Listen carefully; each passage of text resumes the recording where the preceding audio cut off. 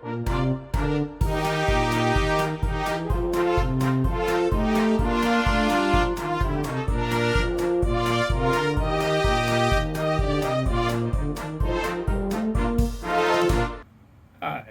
my name's Fred. I drink beer. And welcome back to another episode of Beers from the Basement. Sort of titling this one Dutch Treats. I have a couple of Dutch beers to try. So, and I apologize for last week's audio difficulty. Hopefully the video was not unbearable. So I'm going to start off with De Molen Zomerhop, which used to be their summer seasonal. It's brewed by De Molen, and it's brewed and bottled in Bodegraven, the Netherlands. It says enjoy within 2 years. Well, that ship has sailed. 6.2 alcohol, 6.2% alcohol, and there is no U.S. label on this, so I honestly don't remember where it came from. It sounds like somebody gave it to me as a present. I figure it's probably 2012-ish, from where it was in the scheme of things, the same way with the other beer. And the cork is going to come out nice, so in a nice pop. So I do have a De Molen glass, but I think this was from a beer festival, so it's a very small one. So I'm going to drink a big beer in a small glass. So this was supposed to be an IPA, or a Dutch version of an IPA. And I think this is the first time I've used this glass since I was at the first Bodegraven Beer Festival many years ago, which I think was 2011. And that could be where I got this beer. Boy, it's interesting aroma. I'm not sure what to... there's all kinds of things going on, none of them having to do with hops and beer. Well, there's malt. Getting malt in the background. Now this, they called it an IPA, but it only has 36 IBUs or EBUs, which is fairly low for, and I believe I remember Sierra Nevada Pale Ale is about 50, so.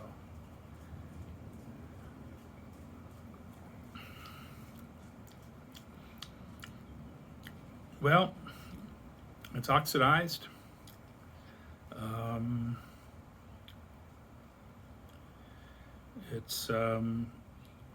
There's not much hops left. There's something I'm trying to identify it. Almost a flowery note. Not floral in terms of floral hops, but almost literally flowers. I don't know. Beers are sometimes brewed with flowers. Doesn't mention anything on the label. Unfiltered, handcrafted, unpasteurized. Oh, there it is. Ingredients: water, pills, and caraway, barley malts, Premiant, and Saaz hops, bittering Columbus and Cascade hops. Oh, and it's bottom fermented, so that's interesting. So color-wise, they said the color was 10 EBC. It's obviously darkened. 10 EBC is fairly light.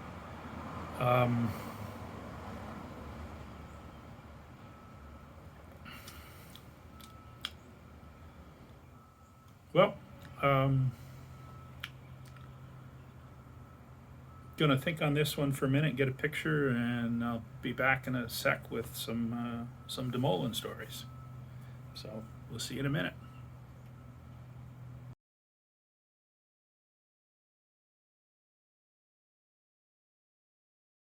Okay, I'm back with my De Molen Zomerhop, of indeterminate age, but probably early teens, 2012 or so. And I should believe the label. It says drink within 2 years. Actually, it says enjoy within 2 years. And I'm not enjoying it. Uh, I'm gonna. I'm glad I have a little glass. I think this will be watering the plants, which is sad because I bet you it was. I'm sure it was a good beer when it started. Now, De Molen, I can still remember the first beer I had from them. It was on draft in the Wildeman in Amsterdam, and was, I want to say 2005 or six. It's hard to say. Sometime around then, and it was called Molen 10, Molen 10, and it was sort of their homage to to Rochefort 10. Now, it wasn't a clone. You know, they didn't try to claim it was their version of Rochefort 10. It was just, that was a beer that the man who the brewer liked, and so he tried. You know, he brewed one kind of inspired by, and it was very good. It was on draft, and we drank a whole lot of it. I don't remember when I next came across them. It was probably either in the Wildeman or at to Aaron's Nest in Amsterdam. They kind of got known for dark and strong beers. And in fact, their Heaven and Earth was good, and their Tsarina Ezra was their imperial stout. Is just blew my socks off when I first had it. And then they have a barrel aged version, which is the Reserva, Tsarina Ezra Reserva.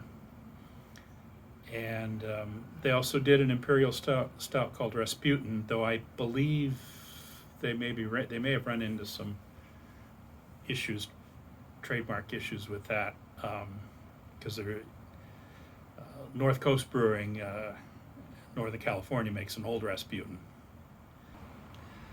Not much else about De Molen. They've been in the news recently. They were sold to the same company that owns the Dutch brewery Bavaria.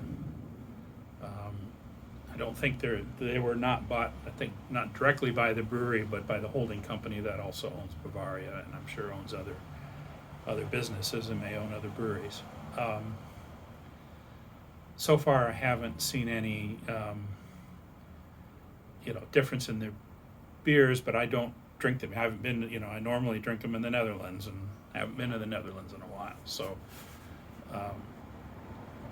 something I'm looking forward to seeing if there's any change. The brewer the brewer and original owner did retire, and he was probably of an age where brewing's hard work, so not unexpected. Well, this may be a short video compared to the extra long ones the last time, if the beers end up like this. The next one is also a 750 from about the same time frame, but it's a stronger beer, so hopefully it's aged better. And I say this is sad. It's not it's not like infected. It's not sour. It's just extremely oxidized, and there's a little bit of something in there that's also not pleasant. I can't tell. I can taste the malt. Say the hops have gone away, and I don't think there was really that much to begin with. But the malt comes through, and even in the aroma, it reminds me of being in a brewery, when they're brewing, that kind of malt aroma. Okay, well, I'm going to pause here and get ready for my next beer, and we'll see you in a minute. Okay, I'm back with my next beer. This is also from around 2012. I'm not really sure when. It's a Klein Duimpje, which is a small brewery in, I think it's Holligem, and and I'm saying that wrong, I'm sure. It's halfway between Haarlem and Leiden, I believe, if I remember my geography. Um, it's a beer, Christmas beer, Christmas ale, 7.5% by volume. And I couldn't find much record of this particular one with this style of label. It is imported. It was imported by Shelton Brothers, and it was in a selection on something called the Rare Beer Club, which I think I maybe used to belong to, which had, sent you 750s of unusual Belgian and Belgian style beers. Nice pop to it, and I'll explain about the glass in a minute.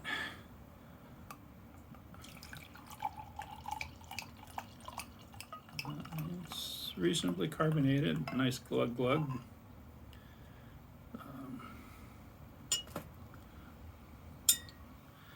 I guess I spoke too soon. It's not very carbonated.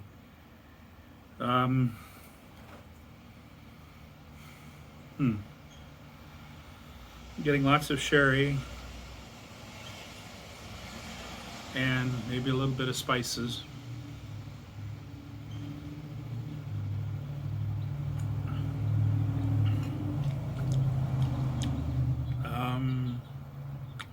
Well, it's in better shape than the Zomerhop. It's still it'd be, if you guys were all here, we could spread it out amongst enough people, and it would get consumed. But I think this is another one that's not much for the. It's going to be for the watering the plants.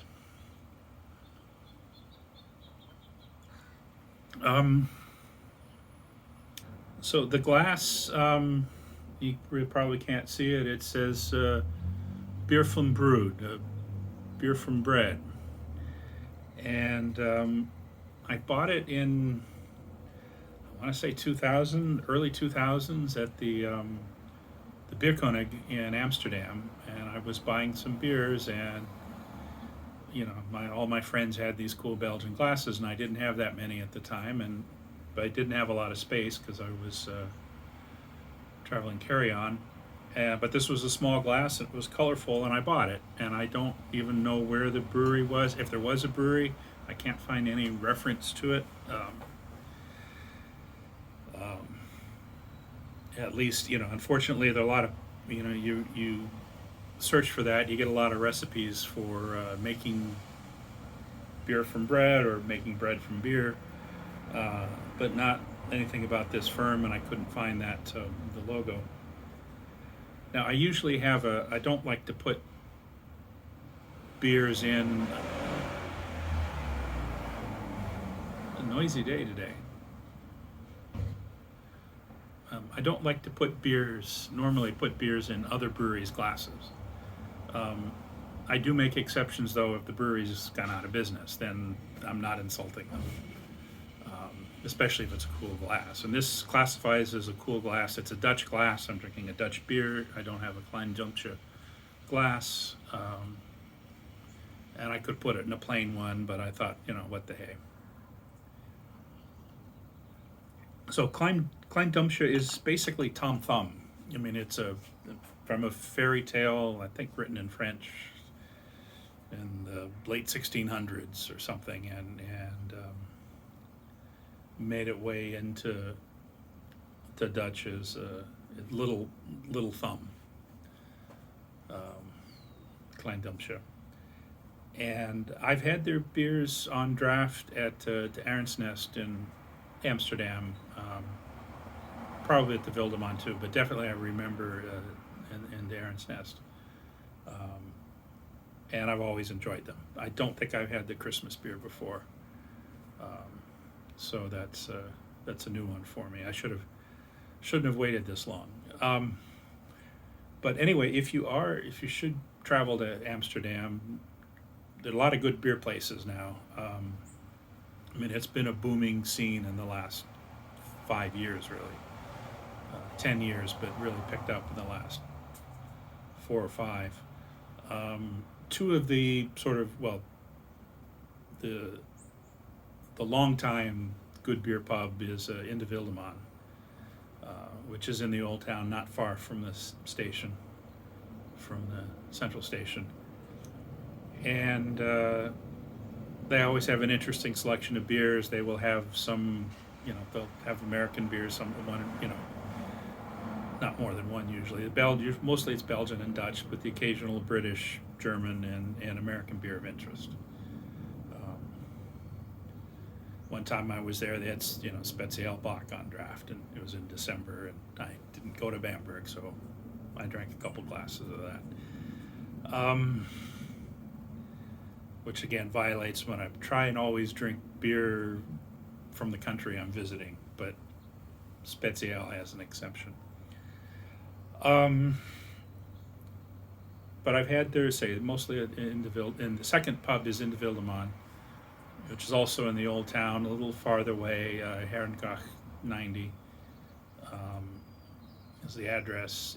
They opened in 2000, so I guess they're venerable now. I remember when they first opened. And they're notable that they only serve Dutch beers. They don't. It's a wonderful place. When they first opened, they had 6 taps, and now they've got 40, 50. I'm not sure, and a great cellar. They have aged bottled. If you want to get some older de Molen beers, they have some there in their cellar. And they used to do sort of targeted beer tastings, which I've done one of them, which was very interesting. We had a group, and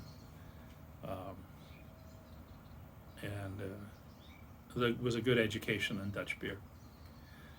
I do remember when they opened, and I was there in the summer of 2000, and they opened sometime, I was there July, I guess, and they opened sometime after that, and I visited them for the first time that fall, and it is a wonderful place, and has been since. So you should go. There is more to Dutch beer than the names you've heard of. And in fact, there are 30 some odd breweries, and it may even be, well, who knows with the pandemic, but there are well over 30 breweries in sort of the Amsterdam metro. And depending on how far wide you want to do the metro area, I mean, kind of get a big chunk of the Netherlands. But there are a lot of good breweries, and it's well worth. You can have a good beer. And Amsterdam has become a beer city, one that you can visit and just drink beer and have a good time. Now they have other things to do. I hear they have a couple museums that are interesting. So back to Klein Duimpje Curse beer. I say it's not. After my initial impression, I'm liking a little bit more.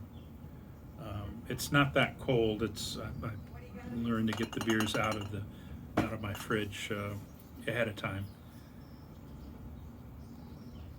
So it's not that. Sometimes as it warms up, some of the flavors, the coolness of the beer masks some bad flavors, which is why you drink beers like Budweiser at as close to freezing as possible, because you don't want to taste it. But I'm getting some caramel notes now. I'm getting some. There's a hint of spice, and that could be from the yeast. Maltiness and sherry, and there's something else, maybe a hint of cocoa, but that could be my imagination. But I say I'm enjoying. First impression was not so good, and now now I'm enjoying it, so I may even have a second glass. But I won't make you watch that. I do have a backup. Was planning on only doing 2 beers because they were 2 750s of over 6%. But I also figured there may be one that's not so good, and the beer I have is even older than these, but I've had one before recently, and it's still very nice, and I think I'll enjoy it, and hopefully you will too. So I'll take a pause, and I'll be back in a few minutes.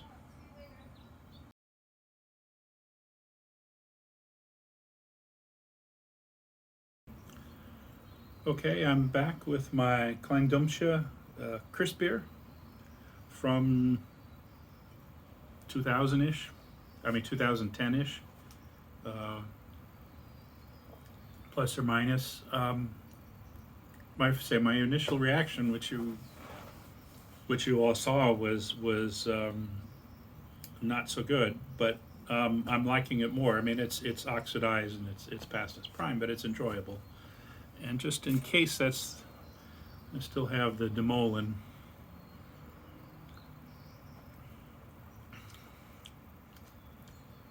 Well, maybe I had my fresh beer cap on and not my old beer cap, because I'm actually liking the Molen a little bit more than I did initially too. You can see why I tried to use a microphone last time. I got delivery trucks going up and down the street and make lots of noise. I can't wait for the electric ones to come. I'm also, as this is kind of warmed up a bit, the Molen, I'm getting some hops, some hop bitterness. So, interesting. I guess you can see them side by side. No reason to compare them. Though actually here on the monitor they look closer in color than they do to me in real life. Joys of photography, videography.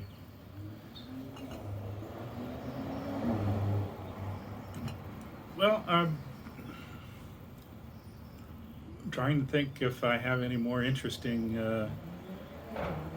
Amsterdam Dutch beer stories that I haven't told you, and I'm not sure. I can't remember which ones I've told you before, so that's why there are sometimes cuts in the video. It's like, oh, wait, I mentioned that 3 times already.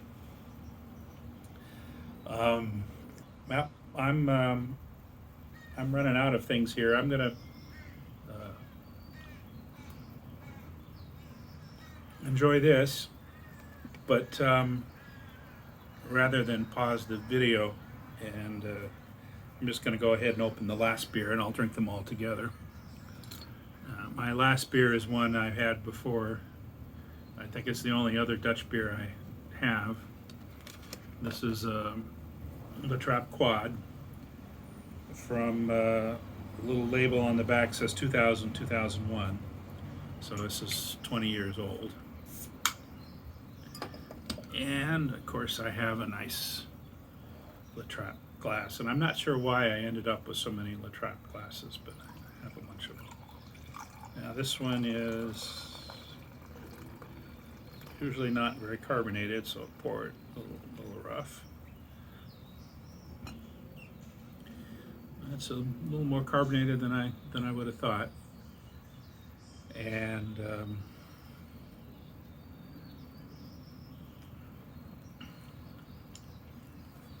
that is say, I've had this one before on video, one of the earlier episodes, and it's held up fairly well. I think I have about 6 bottles left, so I'm trying to see, remember what they have on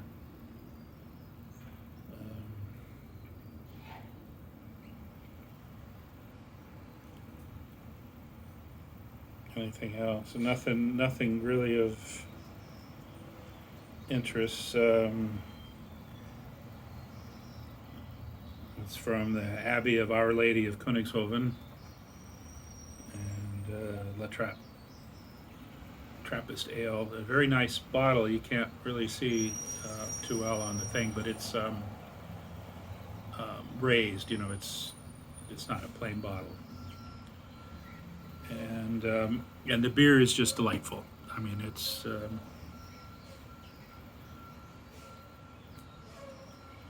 say 20 some years old, and I don't remember the alcohol. You know, it's in the 10 to 12 range. When these were fresh, wasn't a big fan of La Trappe because they were often fairly sweet, which just means you're probably drinking them too soon, because this one is not sweet. It's less oxidized than the other two. It is bottle conditioned, so that helps a bit, and it has a crown cap rather than a cork, so that helps as well too, and it's stronger. So I'm going to get a picture of this one, and I'll be back in a minute, and we can talk about La Trappe.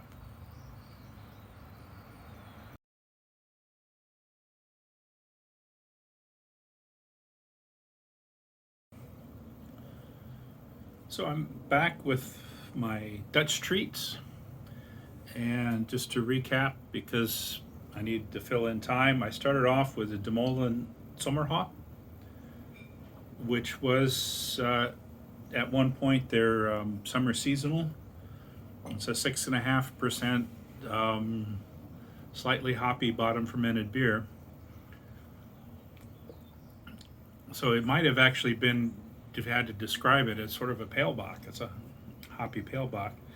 Now, when I first opened it, I didn't like it, and I thought I would probably dump it. But and I want to say as it warms up, but it's not so much temperature, I guess, as it's breathed. I like it a lot more. I can taste the hops now. You know, there's some bitterness in the finish. There's no hop flavor or anything, but there's that nice kind of hoppiness as it goes down. You know, more than I would guess 35 IBUs, but it's hard to judge. And then my next beer, so that's Brouwerij de Molen in Bodegraven, and my next beer was the Klein Duimpje curse beer, which is from a town called Heiligom. My Dutch is not very good. That's midway between Haarlem and Leiden in South Holland, in Zuid-Holland. And this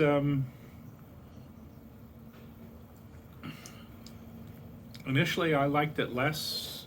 I liked it more than the De Molen, but now I think I like the De Molen a little bit more. It's an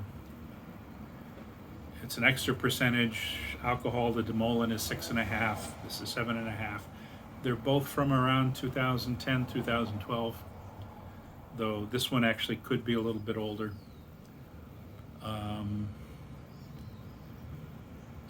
Don't know what else to tell you. This is kind of the De Molen. Now I get some hoppiness, which makes it more interesting, some bitterness, which makes it more interesting. The Klein Duimpje is kind of, there's not a whole lot there. So it's kind of hard to, you know, it's enjoyable. It's not bad, but I think I like the De Molen more. And then my final beer of the day was, and I've lost my monitor, so I can't tell how straight I'm holding this, is a La Trappe Quadruple from, it says 2000, 2001. And this one has held up the best and is very, very enjoyable. I mean, it's enjoyable as a, you know, it's half the size and twice as enjoyable. So this is the one I definitely will finish. So anyway, I'm running on way too long. I'm talking, not drinking. I'm definitely going to finish my La Trappe. I will at least finish this glass of my Molen Zomerhop. And I will have some more of the Klein Duimpje crisp beer.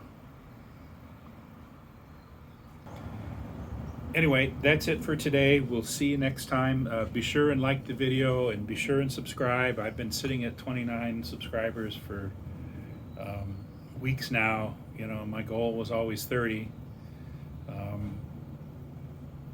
You know, once I get to 1,000 subscribers, then I can actually start making money on this. Not that that's my goal. And if I have 1,000 subscribers, that means there's 1,000 crazy people out there, 1,000 bored people out there. But anyway, stay well, take care, and good beers to you, and we'll see you next time.